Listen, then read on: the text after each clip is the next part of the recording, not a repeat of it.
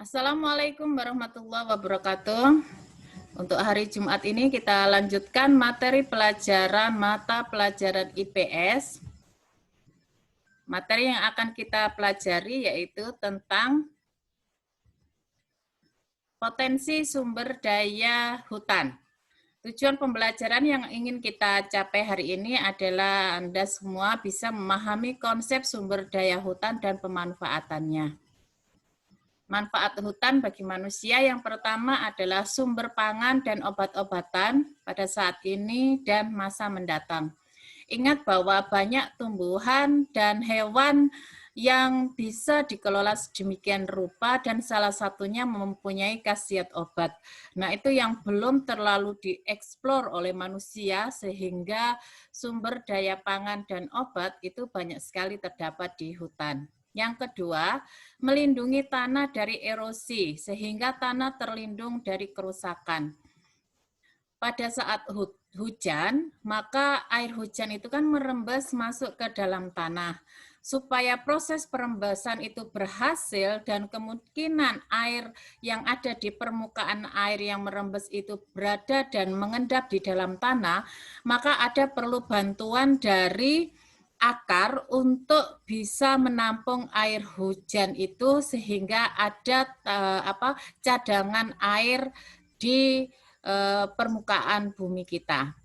Yang ketiga adalah habitat atau tempat hidup berbagai jenis satwa, baik flora dan fauna.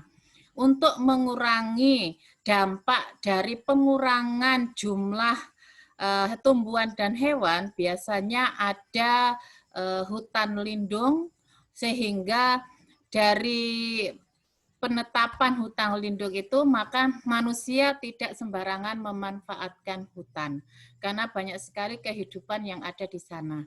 Yang keempat, sebagai pengatur tata air. Ingat bahwa tadi Ibu sudah menjelaskan bahwa rembesan air hujan itu akan menampung air yang ada di permukaan, maaf, sehingga di dalam tanah itu mengandung banyak sekali kandungan air. Apabila musim kemarau, maka air itu akan bisa dimanfaatkan untuk memenuhi kebutuhan hidup. Yang kelima, sebagai pengatur iklim. Hutan itu memiliki daun. Daun itu bisa sebagai alat transpirasi keluar masuknya udara. Udara yang keluar dari tumbuhan, terutama dari daun, itu akan berkumpul menjadi satu, kemudian terjadi proses penguapan, dan salah satunya itu bisa membantu suasana atau iklim yang ada di sekitarnya menjadi lebih stabil. Yang keenam, fungsi ilmiah dan edukasi yang merupakan tempat penelitian dan pendidikan. Banyak sekali rahasia-rahasia ilmiah yang terjadi di hutan dan itu bisa dikembangkan oleh para pendidik dan peserta didik sehingga mempunyai wawasan baru tentang keilmuan tentang alam. Yang ketujuh adalah fungsi rekreasi, dalam hal ini wisata alam. Banyak sekali di daerah-daerah mulai melirik bahwa rekreasi itu salah satunya bisa ditempatkan di daerah hutan. Hutan di Indonesia terbagi dalam beberapa jenis. Jenis yang pertama berdasarkan iklim. Ada dua, yaitu hutan hujan tropika dan hutan monsun. Hutan hujan tropika itu curah hujannya sangat tinggi karena berada di daerah Khatulistiwa sehingga dapat menyebabkan hujannya itu menjadi tinggi sehingga potensi hutan tumbuhannya itu menjadi semakin beragam. Di Indonesia kurang lebih 66 juta hektar hutan tropika. Sehingga karena jumlahnya yang sangat banyak, maka dunia itu mulai menunjuk Indonesia itu salah satu negara yang berfungsi sebagai paru-paru dunia. Siklus air, siklus udara, dan siklus iklim itu bisa dipantau dari banyaknya hutan hujan. Yang kedua, hutan monsun atau hutan musim. Cirinya curah hujannya cukup tinggi. Kemudian musim kemaraunya panjang. Nah, kalau pada musim kemarau biasanya tumbuhannya itu menggugurkan daunnya untuk mengurangi penguapan. Biasanya ada di pohon jati nih ya. Terus yang ketiga itu biasanya tumbuhannya itu sejenis. Jadi kalau misalnya hutan jati, maka beberapa areal itu hujan jati semuanya dan seterusnya. Sehingga itu bisa dipakai sebagai ciri hutan musim atau hutan monsun. Ciri yang kedua berdasarkan terbentuknya. Yang pertama adalah hutan alam, suatu lapangan yang ditumbuhi oleh pohon-pohon alami yang secara keseluruhan merupakan persekutuan hidup alam hayati beserta alam lingkungan. Jadi tumbuhannya itu tumbuh sendiri tanpa ada campur tangan dari manusia. Karena tumbuh dengan sendirinya, biasanya hutan alam ini dinamakan dengan hutan primer. Yang kedua adalah hutan buatan. Namanya hutan buatan berarti sudah ada campur tangan dari manusia. Hutan buatan disebut hutan tanaman, yaitu hutan yang dibentuk karena campur tangan manusia. Biasanya ada tujuan-tujuan kenapa manusia menanam tumbuhan dan tanaman di daerah tersebut. Yang ketiga berdasarkan statusnya. Hutan negara, berarti negara yang memiliki ya. Kalau negara yang memiliki berarti tidak dibebankan hak atas tanah. Karena itu semua sumber daya alam milik negara berarti hak hutan, haknya negara, maka tidak dibebankan hak atas tanah. Kemudian yang kedua, hutan hak, yaitu hutan yang berada pada tanah yang dibebani hak atas. Misalnya hak milik, hak guna usaha, hak guna bangunan. Misalnya ada hutan pinus, berarti karena dia yang menanam itu individu, maka bisa jadi dia harus mengurus hak milik. Kemudian hak guna usaha, digunakan untuk apa hutan tersebut gitu. Berarti sudah bisa perseorangan menggunakan manfaat hutan tersebut. Yang ketiga adalah hutan adat. Hutan adat yaitu hutan negara yang berada di dalam wilayah masyarakat hukum adat. Nah, ini ada beberapa tempat memang sudah ditunjuk sebagai hutan adat. Jadi pemimpin adat itu yang mengatur tentang penggunaan hutan tersebut. Yang keempat, berdasarkan jenis tanaman. Yang pertama, hutan homogen atau sejenis, yaitu hutan yang arealnya 75%-nya adalah tumbuhan sejenis.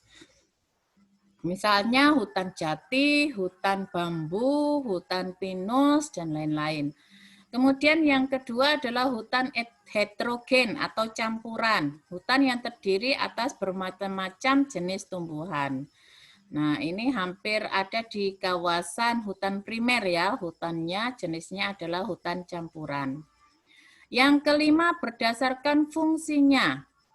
Hutan lindung adalah kawasan hutan yang mempunyai fungsi pokok sebagai pelindung sistem penyangga kehidupan. Artinya untuk mengurangi dampak negatif dari perubahan alam dan punahnya satwa dan tumbuhan, maka dibentuklah hutan lindung. Yang kedua, hutan konservasi adalah kawasan hutan dengan ciri khas tertentu yang mempunyai fungsi pokok sebagai pengawetan keanekaragaman tumbuhan dan satwa serta ekosistem. Nah, ini berarti diawasi oleh pihak peneliti yang menginginkan bahwa daerah tersebut tetap berada di situ dengan ciri khasnya, tidak ada perubahan apapun sehingga proses penelitian dan pengembangan itu bisa berjalan dengan baik. Itu dinamakan hutan konservasi. Ada beberapa jenis hutan konservasi. Yang pertama hutan suaka alam. Cirinya mempunyai fungsi pokok sebagai kawasan pengawetan keanekaragaman tumbuhan, satwa, dan ekosistem, serta berfungsi sebagai wilayah penyangga kehidupan. Yang kedua, kawasan hutan pelestarian alam adalah kawasan dengan ciri tertentu, baik di daratan maupun perairan, yang mempunyai fungsi perlindungan sistem penyangga kehidupan, pengawetan keanekaragaman jenis dan tumbuhan, serta satwa, serta untuk melestarikan sumber daya alam hayati. Jadi keduanya itu berfungsi sama, adalah melindungi flora dan fauna serta unsur abiotik supaya tetap stabil dan bisa digunakan untuk pengembangan. Yang ketiga, hutan produksi adalah kawasan hutan yang diperuntukkan untuk tujuan kepentingan manusia. Misalnya hutan produksi terbatas, hutan produksi tetap, hutan produksi yang dapat dikonversikan.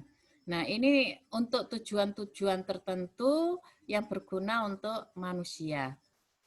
Usaha melestarikan hutan, yang pertama tidak melakukan penebangan hutan dengan semena-mena atau tebang habis sehingga hutannya menjadi gundul.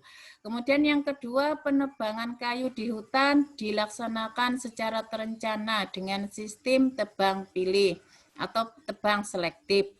Dipilih kayu-kayu yang mempunyai ukuran umur yang lebih tua, itu yang ditebang lebih dahulu, baru yang muda itu bisa ditinggalkan sehingga mempunyai kemampuan untuk tetap berada di kawasan hutan tersebut.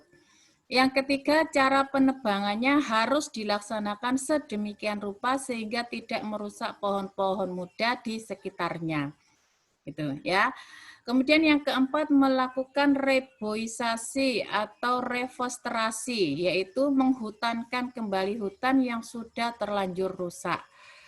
Karena banyaknya jumlah penduduk, maka beberapa orang itu sudah mulai membuka hutan. Membuka hutan itu untuk batas waktu musim tertentu saja. Apabila sudah tidak menghasilkan hasil buminya, maka dia berpindah. Berpindahnya itu tidak disertai dengan penanaman kembali hutan, sehingga hutannya menjadi rusak. Maka dari itu, usaha pemerintah atau usaha kita supaya hutannya tetap kembali bersih, tetap kembali lestari, maka kita melakukan reboisasi.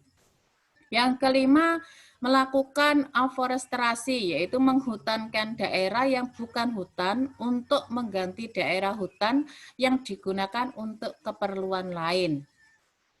Jadi, misalnya ada tanah kosong. Tanah kosong ini tidak ditumbuhin tumbuhan tinggi, maka bisa dilakukan penanaman pohon. Nah, itu berarti menghutankan hutan. Padahal sebelumnya itu bukan daerah wilayah hutan, tetapi dijadikan fungsi baru menjadi hutan. Yang keenam, mencegah kebakaran hutan. Nah, ini yang akan menghabiskan tumbuhan dan hewan yang ada di sekitarnya.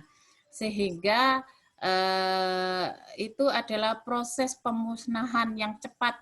Sehingga usaha kita bagaimana caranya mencegah kebakaran hutan itu bisa dihindari. Nah, beberapa hasil yang dapat diambil dari hutan, yang pertama kayu cendana. Kayu cendana itu yang bau kayunya harum itu ya, yang biasanya untuk ukiran, itu biasanya terdapat di wilayah Nusa Tenggara, bukan di Jawa Tengah. Ingat bahwa Ibu Kartini itu suka kayu cendana. Kemudian di Jakarta ada Jalan Cendana. Nah, itu untuk menunjukkan kearifan kita bahwa kayu cendana itu sangatlah istimewa.